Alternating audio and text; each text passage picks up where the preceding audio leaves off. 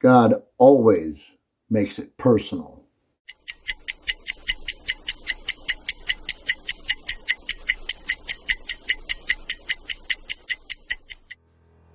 Hey, what's shaking, Warfighter Nation? Ron here with Warfighter Ranch and Isaiah 6:8, and I wanted to share something with you. This morning, I got up and spent my normal devotion and coffee time, and Helen reminded me that I needed to take the van up to get a tire sensor replaced. So I did, and I went up to the place we normally go. And we go there for a reason. We've been going there for 10 years. And I met the man. It's under new management. I met the new manager, and he was a very nice young man in his mid-30s. And he and his wife were the new managing partners at this place. And as it would happen, we got to talking for a little bit because it was going to be about an hour before the job was done. And it reminded me that we are always repping. As followers of Christ, we are always repping.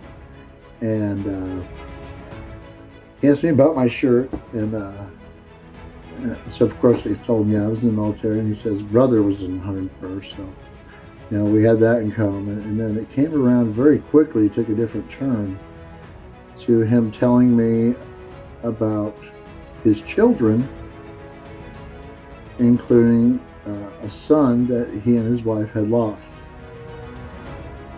And as you can imagine, we're going from tire sensors and day-to-day stuff to a pretty hard topic there. But it reminded me of the most simple or elemental verse that proves God's love for us. And that's, of course, John 3:16. For God so loved the world that whoever believes in him shall not perish but have everlasting life. That's what he wants for us. And I talked to him about his son today. And I said, one day you're going to get that hug that you never got. You're going to sit down and have that conversation that you never got to have. And your boy is happier than you can possibly imagine right now.